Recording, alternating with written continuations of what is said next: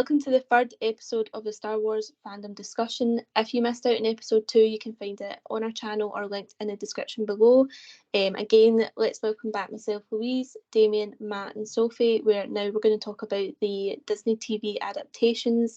Do we think they're good or bad, and sort of like the future of Star Wars as a genre, because they do seem to be really focused on the TV shows. So we've got, need to try and remember them. We've got Obi-Wan, we've got Andor, Mandalorian, and Book of Boba Fett. I think if I was to rate, I've actually not seen Andor, so I'm not going to rate that one. But my favourite one is obviously going to be Mandalorian, and then I think Obi-Wan, and then Book of Boba Fett. I think Mandalorian just kicked in that love for Star Wars again. I think it was just such like a deep and rich story about him, and then also about Grogu as well. And as I said earlier on, I do think Grogu has brought about, I was going to say, a new kind of viewer. I do think some people are only in it for him. I don't think they actually give a shit about Mandalorian. I think they just think he's really cute, but I absolutely adored Mandalorian from start to finish, and I absolutely bawled my eyes out at it. I think you're spot on, actually. I think Mandalorian was very accessible. I think for I don't like using the term like casual fans, because it's been used as such an insult in the Star Wars fandom for such a long time, but it is the sort of person who perhaps has only watched like maybe a couple of films, not even all of them. I've known people whose only introduction to Star Wars was The Mandalorian, and they've watched it and loved it. And I think Disney did something really, really special there by creating Star Wars that was for the kind of the hardcore fans loved it, and the more chilled fans loved it, and everybody in between. I think whether it was Baby Yoda, who knows? I mean, he was pretty adorable. I mean, what do you think is cuter, Baby Yoda or a Porg? Baby Yoda, 100%. Oh, definitely Baby Yoda. The Porgs were cute, but Baby Yoda, especially that scene in the first Mandalorian episode, where he's revealed at the end, and Mando puts his finger out, and Baby Yoda puts his finger out, and it's high profile, and they both touch fingers. It's just so touching. Yeah. But it's even the way that they've built this, just the fact that he reacts to this small metal ball in the cutest route and a bit series. You're just like, oh, they have something that they love to do together. Man and dad. It's just, it's I agree, like Sophie and what everyone said, it just brought, it was fine, like, oh yes, this is it, this is silly, this is, Star Wars is stupid at times, so let's be honest. And that's part of the thing that you love about it. And then it's so you have the silly episodes, like you have Frog Lady and Frog Man, like what the heck are they? Who knows? And ultimately, like, but it also has that depth of character. Like, I don't know about you, but when he was asked by the armorer, like, did you ever remove your helmet? And he told the truth when it would have been so easy for him to lie. Yeah. And he's such a, he's a good man, but he goes by it his own way. And I don't know if you guys saw the little sneak preview of Series 3 that they launched the other week, and it's just, you just have no idea where it's going to go, and it's going to be epic. And I do think, like, when we look back in 10 years' time and we go, right, this is the best thing, this is what really kicked off, and with Disney and Star Wars, and this is where they really hit a home run. And I hope it continues, really. And it definitely looks like Dave Filoni has a plan, and that's ultimately what we all want. We want it to be planned out. And that's the thing, to as Sophie has said, I hate to use the term casual, but you look at Mandalorian, you see this guy in this sick looking armor, and that's the thing. Back in the original Star Wars days, when we had Boba Fett, when he showed up in Empire Strikes Back, we didn't know anything about Boba Fett. He had one line. he looked like a bit of an idiot in Return of the Jedi when Han Solo blind knocks him off into the Sarlacc pit. But because of how badass and cool his armor looked, he inspired this massive fan base of fans just loved his character, and it invoked all these different books and comics and interpretations of the character. So for Mandalorian, he's obviously the same sort of armor as Boba Fett. Yeah, for a casual fan, for a new fan to look at, you look at it and you think, this guy's cool. So you instantly you're hooked in then because this guy looks badass, this guy looks cool, and then you get that depth of the character. You get the cute connection that he has with Grogu. Like for example, in the second episode when Grogu keeps reaching up with his little arm to try and touch him to heal his wound, and yeah, it's as Matt said, it's going to be one of those things in 10 years' time. You look back and you think, this is it. This was special. But yeah, Grogu, cute in the pork, especially when he's riding on the speeder with IG-88, I believe it is, and he's shooting all these stormtroopers. Grogu's at the front just giggling. And it's brilliant. It's special. He is flapping in the wind. Yeah. And there's that filler episode in season 1 where they're trying to help where Mando's trying to help that village from the bandits, and just cute little things like Grogu's playing with all the little kids, and it's just Grogu's a very special character. And I think going from that, the scene where spoilers by the way, I know you guys have all seen it, but just in case anyone's listening, it's like when it's Luke coming for him, but at the same time you're doubting yourself, thinking is it actually him, and then he appears. Or I was in tears over it. Yeah. And I think there was so many different theories. Like we knew someone was coming for him. Mm-hmm. No one, like at the time when it happened, it was sort of like, is this Luke? Is this actually going to be Luke? This is insane. Beforehand, people were like, is it going to be Mace Windu? Is it going to be Cal Kestis? But yeah, just that moment with Luke coming for him. Yeah, phenomenal. Really, really incredible moment. I'm so torn with the appearance of Luke, because I'm a massive fan of him, and I had the exact same reaction you guys were saying. It was so emotional, and and it made sense with Grogu, but I do sometimes find with the direction they're going with Mando, sometimes I'm like, oh, can the Jedi just like get out of this show so that we can because Mando's so down to earth, and I quite like very down to earth Star Wars as well. And I think sometimes I'm like, and that's why I'm a little bit apprehensive going into season 3, where I'm like, I actually would like less, maybe less Jedi and more Mando, more bounty hunters, more like smugglers and that kind of thing. So I'm a little, but I'm torn, because at the same time, I'm a total shill for it, and I saw, and lost my mind when Ahsoka turned up as well. So I don't know. And it's funny you should mention that, Sophie, because obviously Book of Boba Fett was supposed to be more smugglers, more the underworld sort of side of Star Wars. And whilst initially it's sort of halfway through the season, sort of transitioned to the unofficial Mandalorian season 3 at the time, because Mando, Grogu, Ahsoka, and Luke sort of took over, and it was like, what is this to do with Boba Fett? Obviously, Boba Fett has links to the Mandalorian because of season 2 of the show, and obviously the deeper history of the Mandalorians and Jango Fett.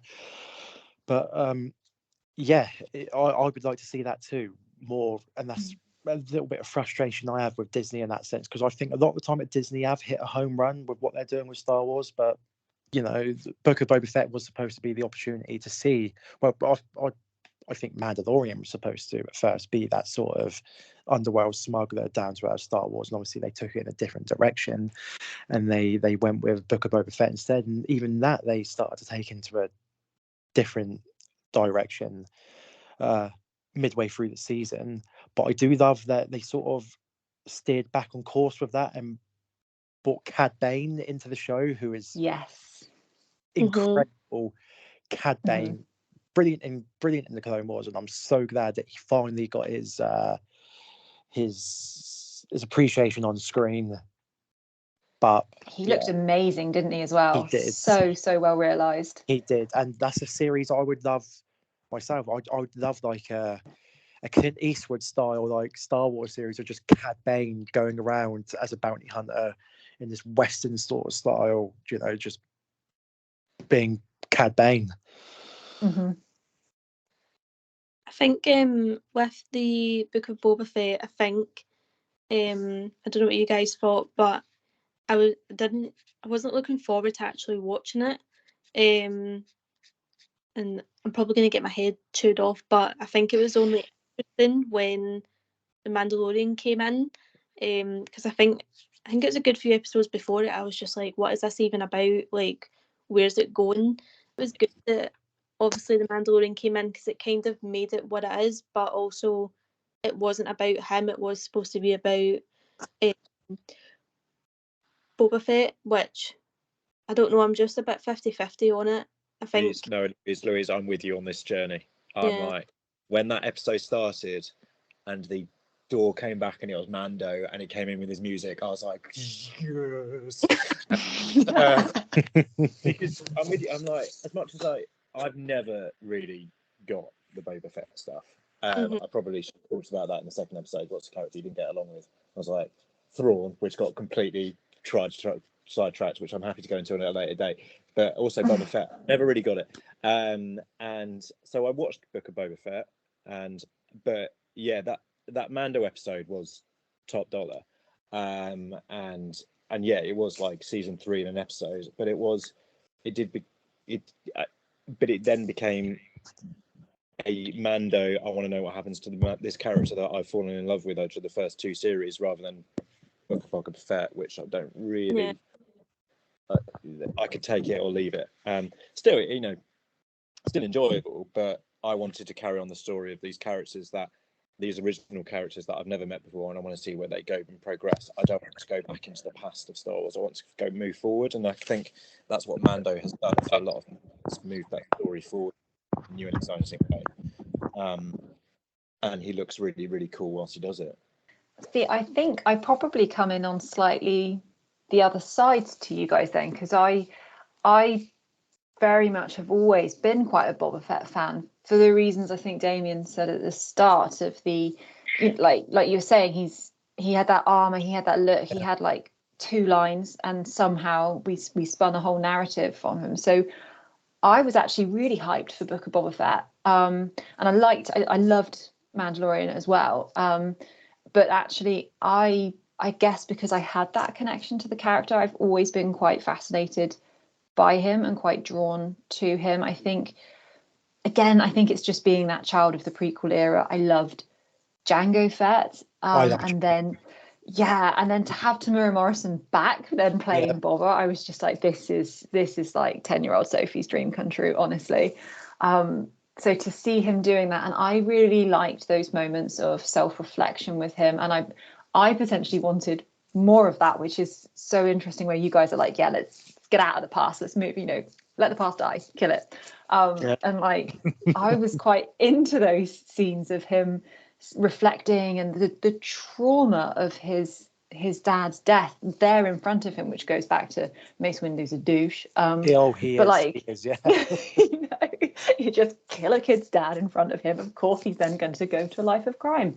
And so, yeah, I really did enjoy those. But then also, I loved those scenes when they, and again, I suppose spoilers for Book of Boba Fett, that the 2 of them teaming up together at the end. I was just like, I just was fangirling so hard over that, because it was just so cool. So yeah, I was pretty well fed for Book of Boba Fett, actually, as a Boba fan. I feel a wee bit the same about Obi-Wan. Like, I did love it, but there was just some episodes where it just dragged, and I'm like, where is this going? But I loved seeing baby Luke and Leia. I think that Yeah. was it for me. She was brilliant. She was great. Mhm. She really was. She was brilliant. She was amazing. Incredibly cast and like incredibly written as well. I believe that was young Leia there in front of me. I couldn't believe it. And I remember thinking at the start when they were kind of, the show was starting to come out, and I was thinking, I was nervous about the Obi-Wan show. It's the only one that I've been quite apprehensive for, because I just thought, how are you going to be delicate to with how they handle it? Yeah, exactly. You're working around the existing films. We're working around what we know happens in A New Hope. I don't think they quite pulled it off in certain places, but I do remember thinking, how are you going to get them off Tatooine? What I don't understand. Yeah. He's looking after Luke, and then I was like, oh yeah, of course, Leia, that'll do it. Yeah, that's the one thing that was get really to well be done. Luke. Yeah, exactly. I adored her introduction where she played the same trick as her mother did, with the handmaiden. Yeah. And then others just like, oh, that's perfect. I was like, that is just so well done. She's her mother's child, as it were. And I was like, yeah, I'm in. And she was brilliantly cast, brilliantly acted. And you're right. The only thing, because again, I was nervous. I was like, how are you going to get him off Tatooine? Like, and not completely break Rebels, and not completely break like lots of things. But they did. I thought they did a great job. And obviously, I've said that Obi-Wan's my man, and therefore seeing 6 episodes with him, and then obviously we had the whole Vader interactions and what. So yeah, no, I thought they, with Obi-Wan, they were playing with fire, and they got away with it. They did, yeah, definitely. And therefore, kudos, because it could have been very bad. It could have been disastrous, yeah. And I think they did really, really well. I've only watched 2 episodes of Andor, and I found it incredibly stressful viewing. But that's because, and that's a high compliment to it, because it is completely different to anything they've done before. It's very dark. It's very, and if you like Rogue One, which I know all of us, I think, have mentioned, you'll love it. And you've only watched 2 episodes, because I only have time. If I sit down to watch new Star Wars, I want to sit down in perfect peace. And when you have a 3-year-old daughter, that doesn't happen very often. So it's and I refuse to watch it on my phone in the break room. So it's it's.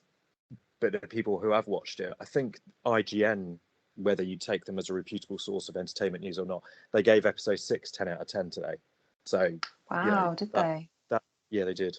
So that's a good sign. And I think Tony Gilroy, who basically fixed Rogue One, if you read all the behind the scene drama, has obviously written this, and it's getting lauded as a show. So I'm very excited to really get my teeth into that show, because I loved Cassian's character.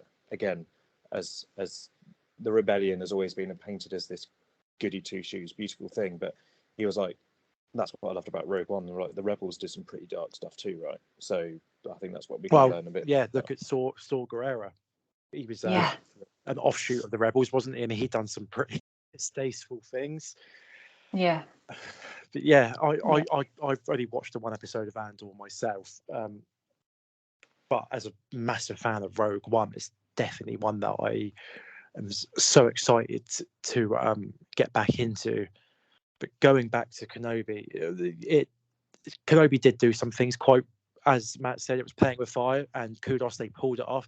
There were some things that were quite poor, but other than that, Kenobi, I just love that Hayden got the opportunity to come back, because he was, for some reason, I don't understand why, he was reviled after the prequels. I thought he'd done a pretty good job with the material that he was given in the prequels, and he was supposed to play an angsty young teenager, and I thought he'd done that really well. But yeah, to see him come back in Obi-Wan and get the love that he deserved, and I mentioned this earlier, the final lightsaber battle between Obi-Wan and Vader in the last episode of Obi-Wan Kenobi, along with, it's up there with Duel of the Fates for me for the best ever lightsaber duel, because there's just so much emotion, and there's just little things that you miss out on. For example, like when spoilers, but when Vader shows up and he says, "Are you here to kill me, Obi-Wan?" and Obi-Wan says, "I will do what I must," which is what he said at their very first duel on Mustafar. And Anakin says back, "You will try," but this time he says, "You will die." And then they start fighting, and throughout the start of the duel, you see Vader's using the Vader dueling style. He's using one-handed strikes, which Vader always uses. He's very confident, but he sees throughout this duel, Obi-Wan's not the same guy that he dueled three episodes before, where Vader made him look silly. And you slowly see parts of Anakin come out of Vader, because Obi-Wan's one of the very few characters who can bring Anakin out of Vader. And you see that he slowly starts switching to Anakin's fighting style that you see in Revenge of the Sith and Attack of the Clones. He starts fighting like Anakin does. And yeah, just those little moments, and that final scene with the helmet, half, and with Vader's face slightly out, and it's just incredible. Especially like you see the light of the blue lightsaber coming over Vader's face. And in that moment, that's when Vader's saying, I'm not your failure, Obi-Wan. In that moment, I firmly believe that was Anakin coming out talking to, because they are two different people, Anakin and Vader. It's a crisis. It's a like a split personality sort of thing. And for him, when he's got the light of the blue lightsaber shining over his face, that is definitely Anakin coming out. And then you see the red slowly creep over his face, and that is Vader beating Anakin back down to submission, and he says, "I killed Anakin, just like I'll destroy you." And just that moment, for me, that is the best piece of Star Wars content I've ever seen. I just think that was incredible. Mm-hmm. It's like you're saying, it's so rewarding to see Hayden and Ewan kind of getting I know Ewan was always quite appreciated in the prequels, but the prequels themselves were not. And so it's been just so great for them to actually experience the kind of the positive feedback. It's the first time for a while that I've looked up some of the behind the scenes stuff when a show came out, when Obi-Wan came out, and the interviews they were doing where they were saying, back then, that we were there, we were loving them, but they couldn't hear us because we were 12 or we were 10, and we weren't writing newspaper columns and things like that. But now it's so nice that they hear us, they hear the kind of the love. And it was so good to see both of them back. I loved the kind of ghost Anakin visions that Obi-Wan was having. Oh, that was incredible. Where they're on the planet. He's on the planet with Leia, and he's like a silhouette in the distance, and he's like a PTSD sort of flashback, isn't it? He turns around, Anakin. And, that was spectacular. Yeah, really, really well done. When Vader come in later that episode, and obviously Obi-Wan is terrified at this point. He's like, "This is the guy that I raised. This is the man that I see as a brother." And look at him. He's here. He's snapping the necks of children. Look at this monster. I helped create. I mean, he did. I love Obi-Wan, but he did. He is responsible for Anakin. He is responsible for what Anakin become. Daddy.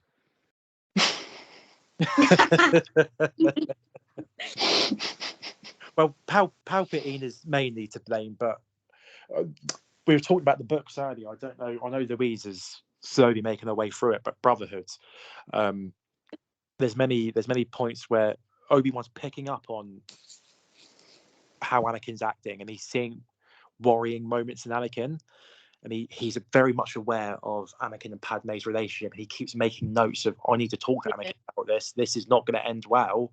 I need to talk to him." And he keeps putting it off because he doesn't want to see it. He doesn't want to face that Anakin could potentially go that way. Yeah, there is that element of denial. Like, you had to be blind not to see it, right? But yeah, I mean, but Obi's perfect, so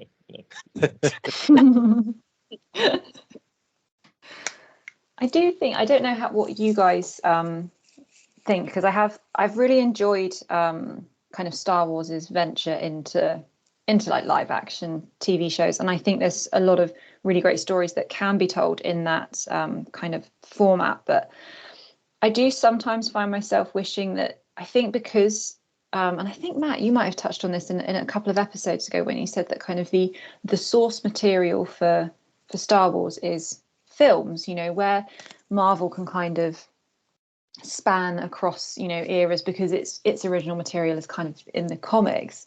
And I wondered what you guys felt about. Are you keen to see more TV, and do you think that's the direction they should go, or are you kind of landing a bit where I am, where I'm like, I'm really enjoying it, but I find myself yearning for, like, I want that big trilogy, well thought out, but I want that big film again. I think the Ahsoka announcement, I think, was it a couple of months ago they did that. I'm so excited for that one, and I just hope it's the same way as like what they've done with Mandalorian and with certain aspects of Obi-Wan, especially if it's going to be from like when she was like born up until where she is now. I think if they do it right, they could really pull that one off, and I think that would get in a lot of, I know we've said sort of like casual viewers.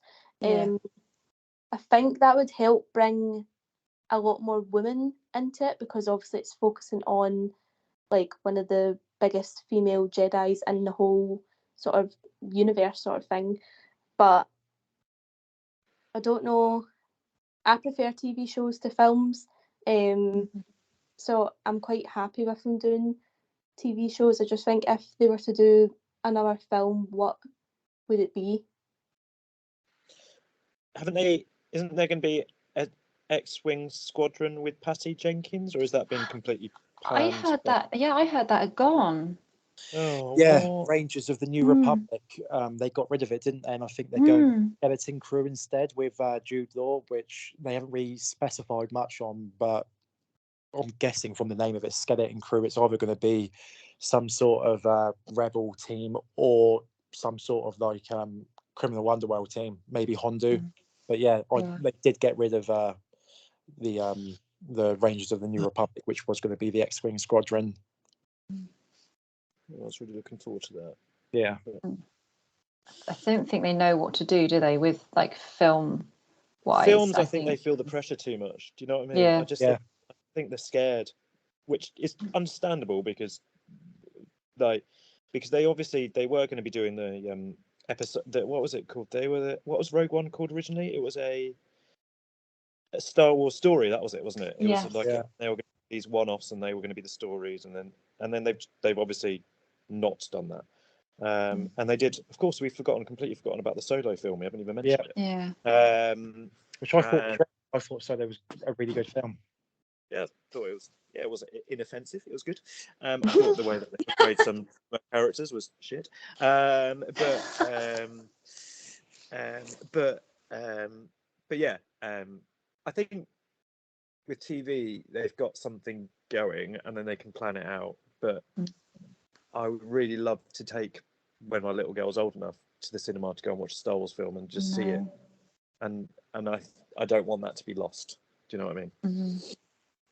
I wondered if that's what they were doing with the High Republic era, whether they were kind of testing the water in book form. Because to me, that like we say, I think you need to leave the Skywalkers alone. We need to kind of leave the original trilogy era alone for films. I think I would love them to go back and go to the High Republic era, where we don't know anyone, so we don't know who makes it out of it. So the stakes are going to be super high.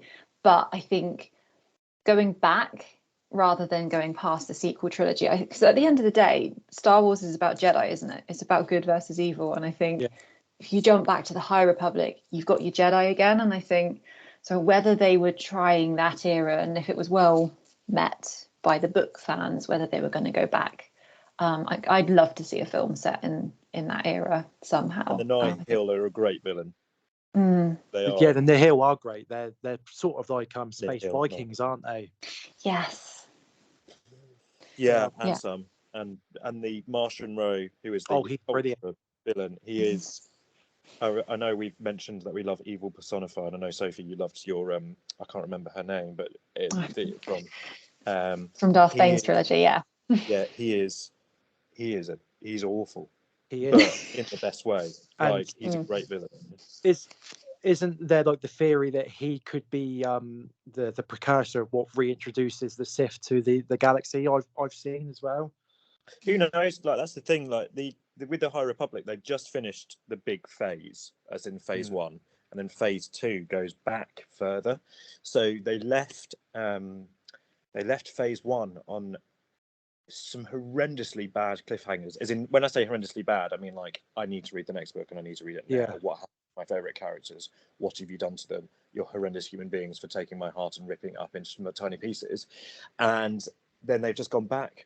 And you're like, oh, why have you gone back? But I understand why they have, because it again gives more context. But yeah, it's brilliant. And as you know, as Sophie said, you're going into these books and there's threats to the characters. Like, if you read a story of Luke in the 1 to 3 episodes, you know he's not going to die. He can get as much danger as possible, but you know he's going to be all right.